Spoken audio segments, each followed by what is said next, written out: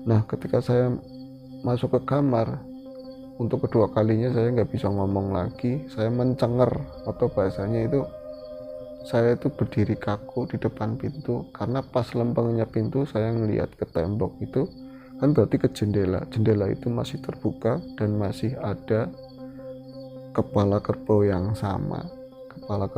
sama, namun yang saya lihat harusnya gitu loh, harusnya itu lampu itu kan di sisi tembok yang lain, harusnya itu nggak kelihatan karena di belakangnya itu memang kebun gelap, tapi ini bener-bener nampak di area jidat sini ya, jidat, terus di arah matanya itu yang jelas matanya itu merah banget dan ada tanduknya seperti itu.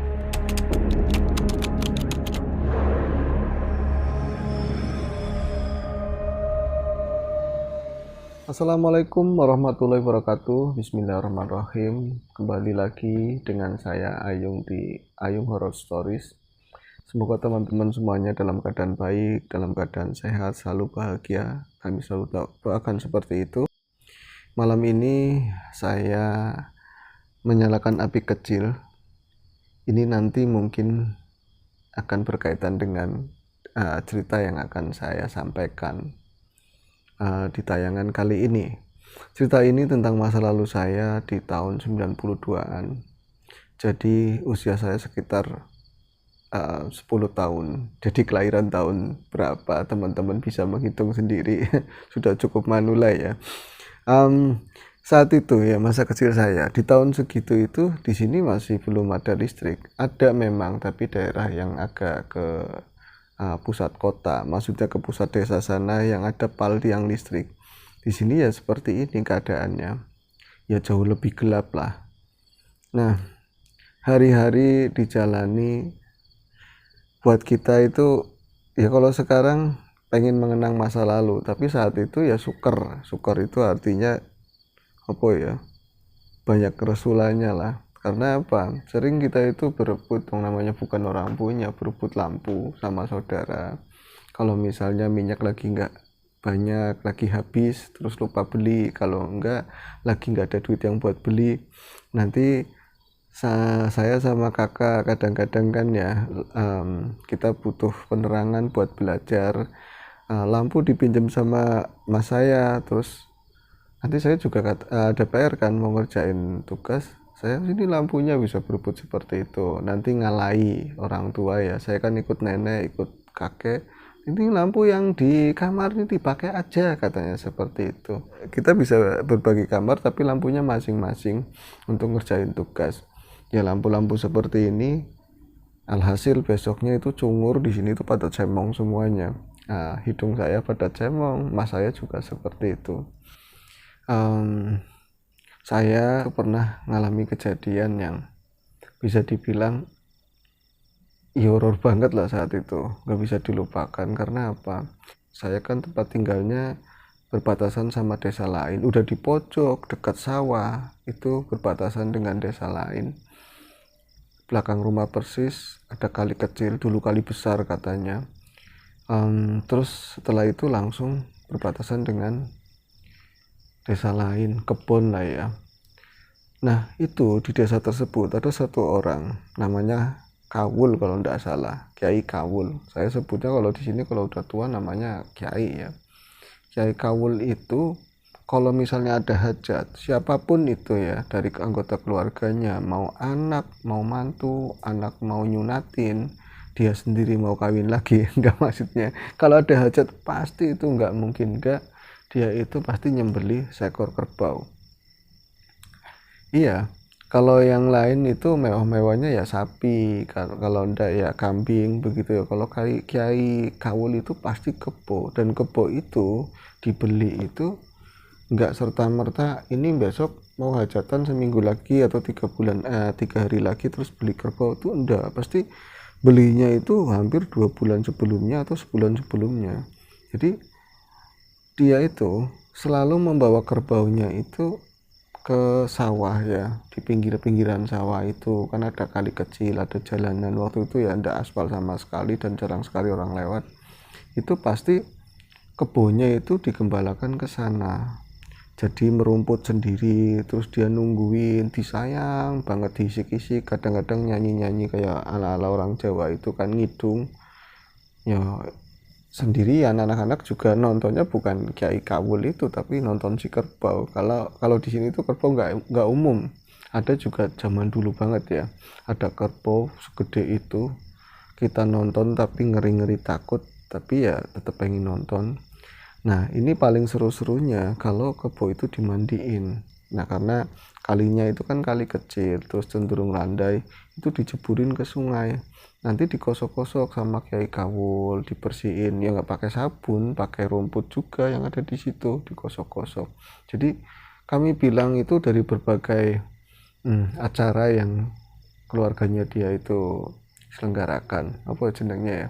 Ada ketiban hajat lah seperti itu seperti Kiai Kawul selalu beli kerbau, rutinitasnya seperti itu sampai dimana kerbau itu waktunya disembelih. Kalau kadang kan anak-anak berpikir gini, wong sesayang itu sama kerbau, dimandiin, dilus-lus terus, tapi kok ya akhirnya disembelih, kasihan ya kerbaunya. Itu kadang berpikir seperti itu ya. Nah, suatu hari Kiai Kawul itu mau mantu terus ya lagi-lagi beli kerbau. Saya waktu itu ya ada mungkin 9 tahun, kakak saya itu 12 tahun ya. Itu sering ke sawah ngeliatin kerbau dimandiin. Nah, nggak jauh dari situ paling saya sambil mancing. Kalau enggak, saya juga punya kambing digembalakan di sana. Tapi ya jangan deket-deket sama si tadi ya kerbau, takutnya kerbau itu nyeruduk kambing kami. Itu pikiran kami kan. Nah, terus malam itu semuanya itu berjalan tenang, semuanya berjalan baik. Kami pun sebenarnya lelah sekali karena seharian mainan di sawah, karena hari itu kan libur. Tapi kalau misalnya hari Minggu gitu ya, terus apalagi bertepatan madrasahnya juga libur, itu bebas seharian itu main ya di sawah, kadang-kadang main gundu, main kelereng. Terus bahkan sore setelah kita ngaji maghrib pun kita masih bisa mainan, cuman ya udah boleh pulang malam-malam karena besok kan harus upacara, harus Senin itu harus bangun pagi ya, kita sekolah, jadi diwajibkan buat belajar, ada PR atau enggak. Tapi sembari saya itu ngerjain PR, mas saya juga mungkin belajar ya, yang jelas dia buka buku, kita itu berbagi lampu satu, lampu seperti ini, tapi kalau itu namanya dulu itu namanya ceplik.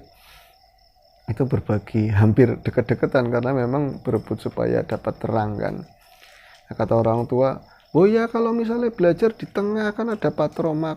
Itu nggak mau kami belajar di tengah, karena apa, sebentar lagi itu pasti jam-jam segitu ada tetangga yang datang. Buat apa? Buat nonton TV itu yang pakai aki loh, TV tabung yang dulu.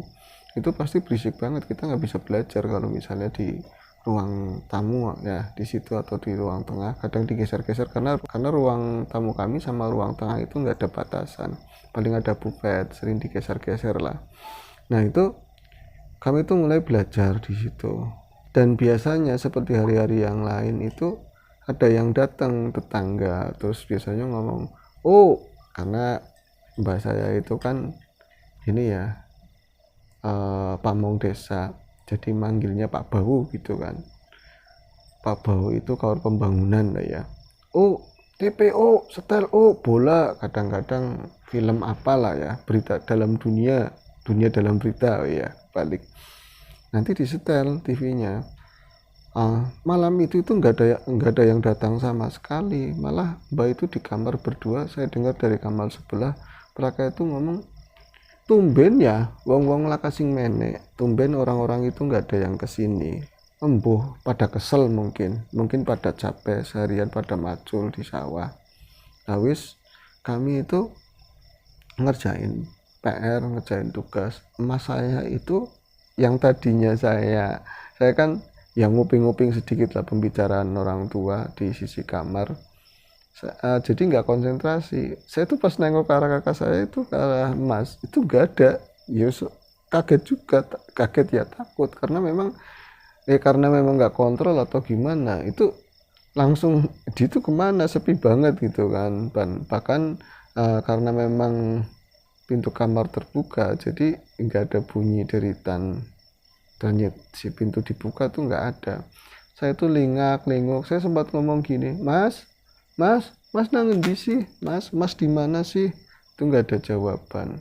Dan saat itu pun saya dengar sudah ada dengkuran orang tua, jadi mbak saya ya udah tidur. Tapi kalau yang mbak perempuan itu lamat-lamat saya dengar itu lagi isu-isu piring atau natain yang bekas ini buat makan malam itu loh ya, mau dibawa ke belakang. Saya sempat takut juga karena memang saya penakut dari dulu.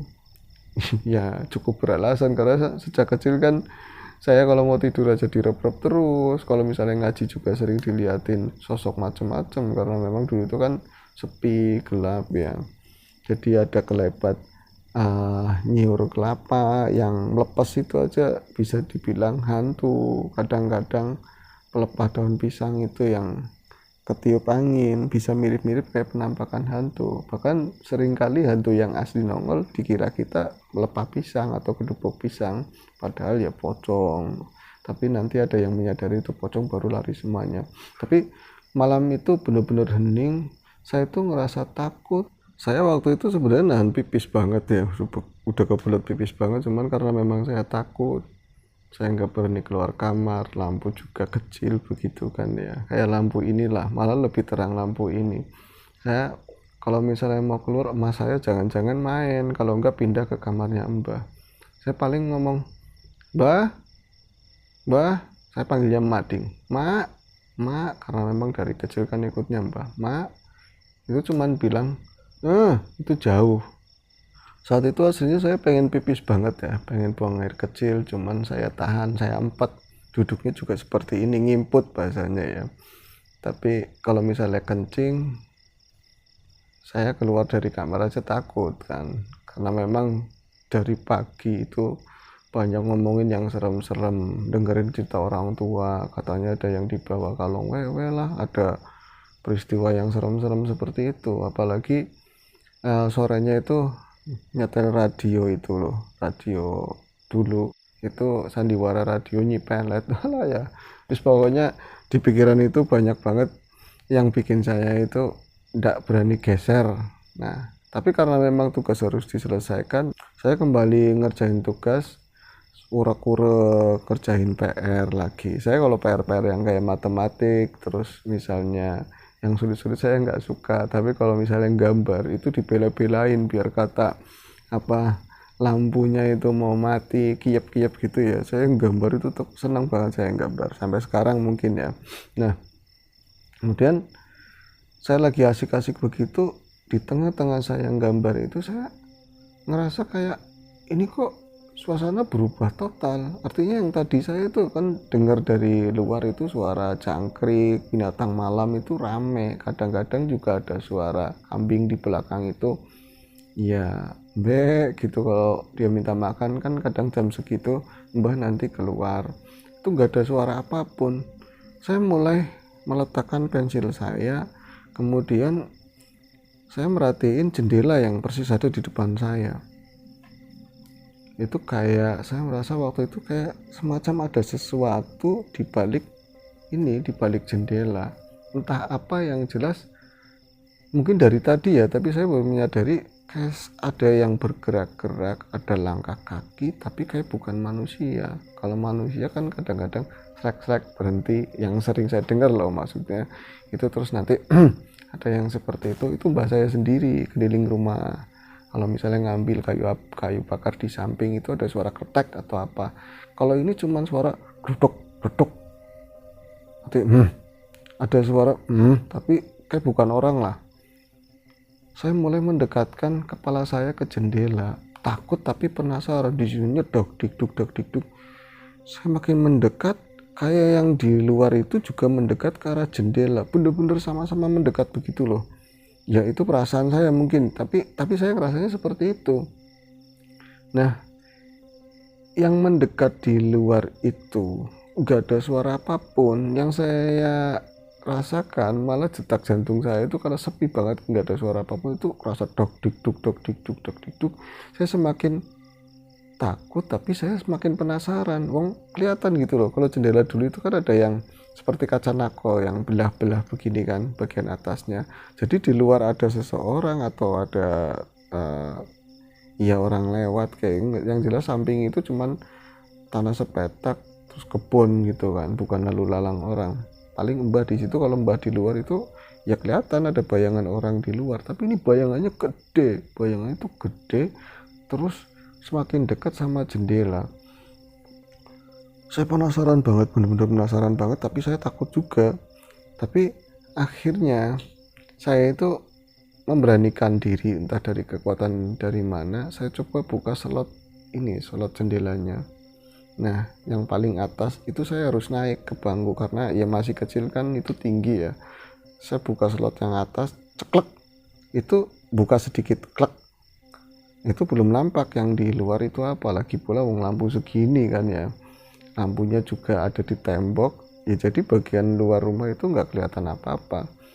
Cuman yang saya rasakan udara dingin dari luar itu langsung masuk set, tapi memang senyap, gak ada suara jangkrik atau binatang malam yang lain.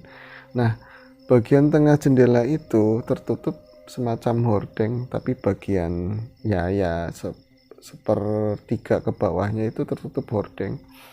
Jadi saya setelah slot itu saya buka dan memastikan jendela itu kan kayak kupu tarung begini ya, jadi yang satunya udah kebuka sedikit, saya turun lagi dan entah ya, saya menunggu yang di luar itu siapa. Kalau misalnya memang mbak saya terus tadi itu ndak tidur, dia keluar ngasih makan kambing, ya dia pasti ngomong, tutup jendelanya, ngapain dibuka, tutup jendelanya, ngapain dibuka, pasti dia seperti itu.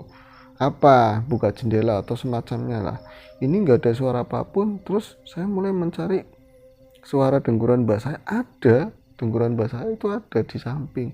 Loh, mbak di samping mbak saya dengar masih ada gelodak-gelodak piring atau apa itu di jauh sana ya, di belakang. Nah, ini di luar siapa? Itu dengan penasaran saya pelan-pelan saya dorong itu jendelanya. Kan bunyinya nyebelin itu, bunyi kayak gitu persis banget kayak di sandiwara radio tuh, bunyi kreket. Alah, nyebelin banget kan. Saya buka itu, ada yang mundur di belakang itu, ada yang mundur. Loh, itu yang mundur siapa? Nah, saya itu kan kalau ini kan dipegang agak susah ya, karena saya itu pakainya piring ini loh, asli pakai piring sama minyak. Terus terang aja. Nah, kalau itu ceplek bisa dipegang, saya ngambil ceplek yang di atas itu, cuman kan nggak ada corongnya, gamblok lah lebih tepatnya, saya ambil karena ada cangkingannya itu. Saya mulai dekatin ke jendela, itu siapa yang di belakangnya, di belakang jendela itu. Akhirnya saya pas deketin lampu itu, sosok itu malah mendekat lagi tuh, kerasa tuh gede banget di belakang jendela ya. Akhirnya saya dorong pelan, akhirnya saya kencengin, tek, ya Allah, saya langsung teriak, "Mak!" Saya bilang seperti itu ke mbah saya. Itu apa yang di belakang itu, ternyata sosok kepala yang sangat besar banget. Saya ngeri luar biasa, dan waktu itu nggak bisa mendeskripsikan itu apa, karena yang nampak di penglihatan saya itu ada mata besar, ada mata gitu ya, dua, sama tanduk yang gede banget. Saya ngeliat itu langsung bener-bener hampir pipis wis lah ya, saking takutnya. Itu kepalanya kebo benar-benar ada di depan mata saya, paling berapa jengkal, itu dekat banget, bahkan saya mungkin lebaynya ya bisa merasakan dengusan ini loh, nafasnya. Dan itu marah banget, tatapannya itu marah banget. Saya lihat entah benar atau enggak, matanya itu merah dengan badan yang gelap, backgroundnya juga gelap, terus tanduk yang agak nampak enggak kalau memang saya senterin pakai itu kan, lampu gamblok itu. Untung saya nggak jatuhin lampu, kalau saya jatuhin lampu itu di bawahnya buku bisa terbakar kan semuanya. Saya masih bertahan dengan rasa takut itu, kebo ma, saya teriak-teriak seperti itu.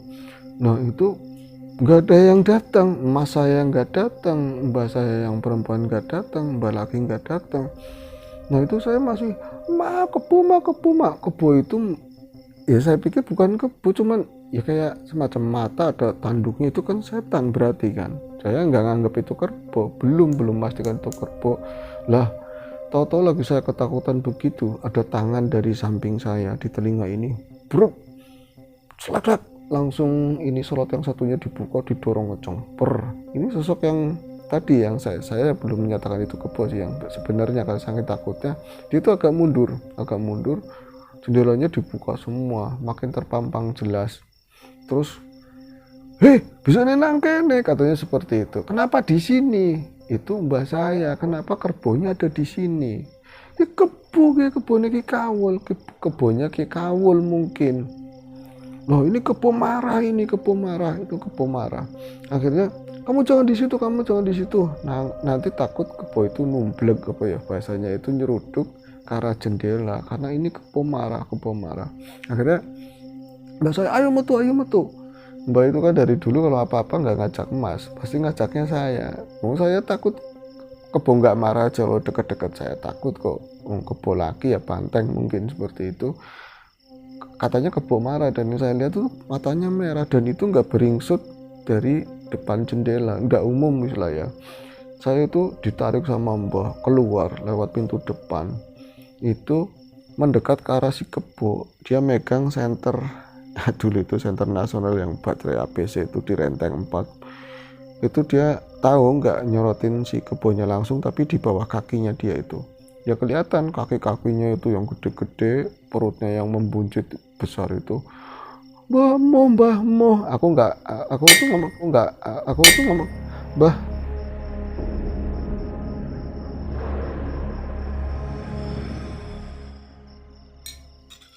tadi pecah jadi lupa nggak dikasih air. Ceritanya biar keren, malah kaget sendiri ya teman-teman pas menceritakan tadi masalah kebo. Saya lanjut ke cerita aja, wis nggak usah pakai api, nggak baik mungkin ya. Terus saya mbah wedi, saya tuh gandul tapi tetap ditarik. Mbah kadang-kadang juga iseng-iseng.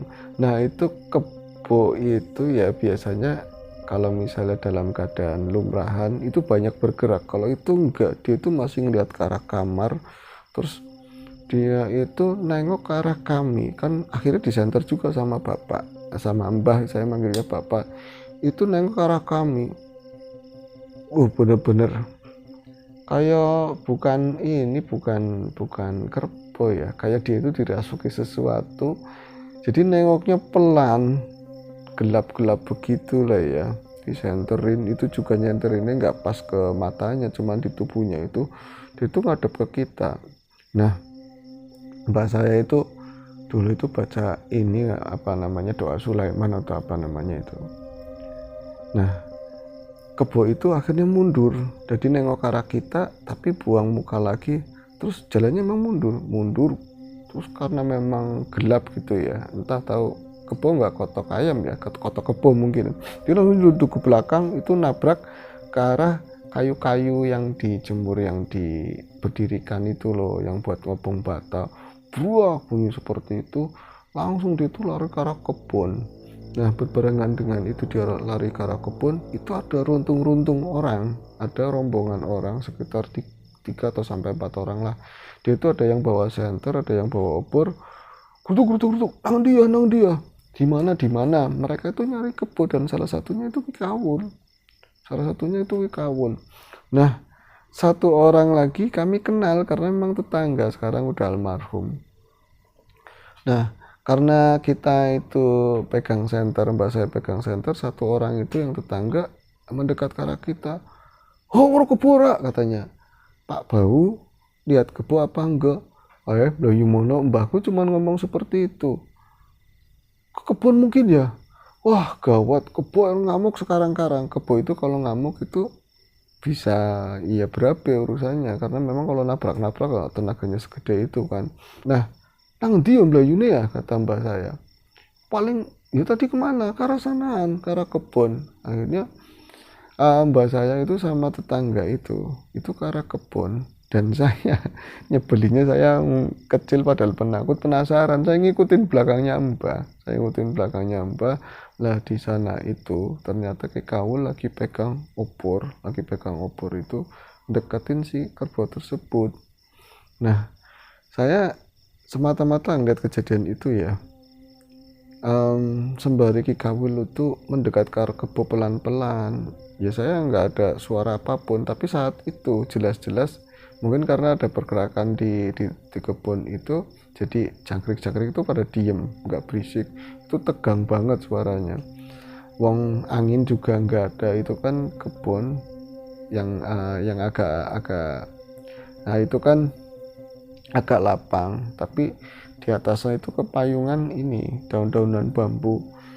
Biasanya kan kalau misalnya musim kemarau angin kencang, itu bener-bener kayak nggak ada angin.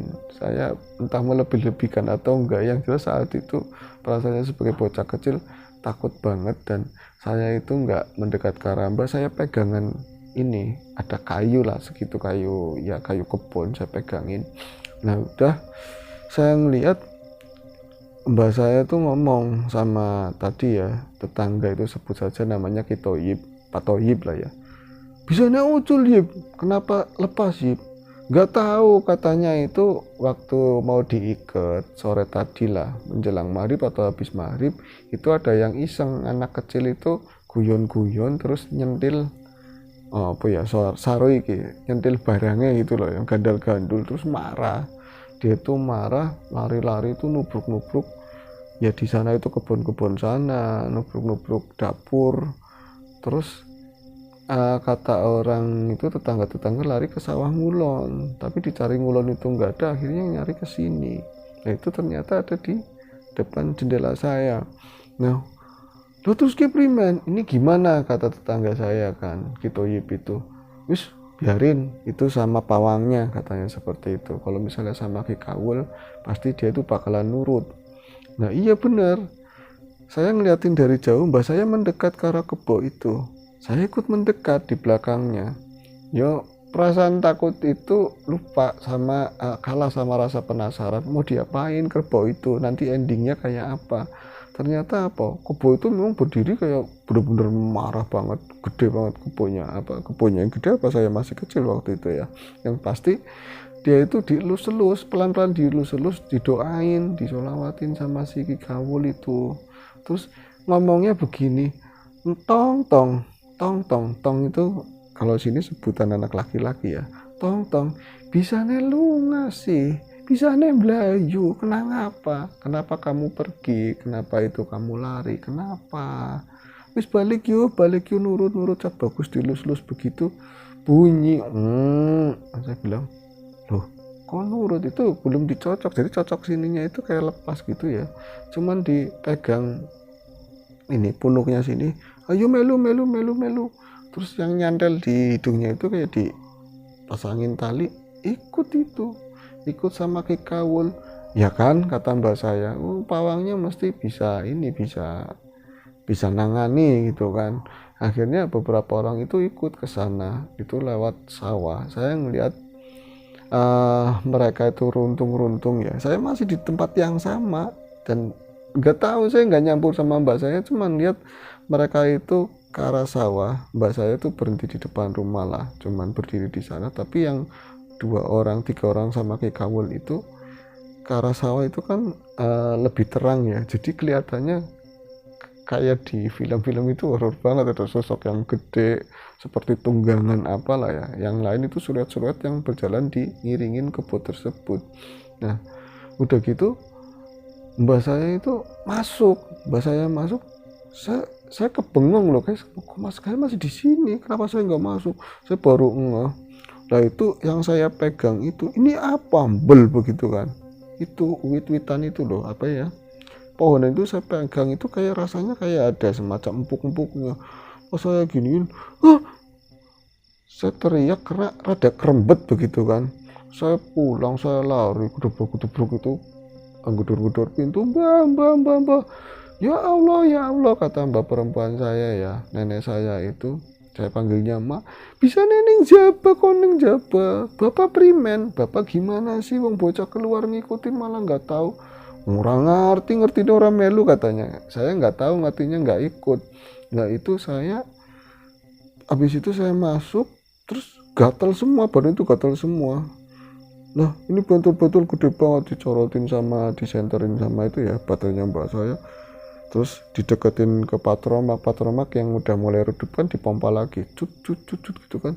Nah kita bocah kena ular katanya, saya kena ulet bulu. Wah, sampai telanjang begitu kan, mas saya udah tidur itu udah sebadan-badan. Kalau kena ular jangan digaruk kemana-mana, nanti apa nyamber-nyamber. Saya kena ulat bulu kan, sial banget lah malam itu.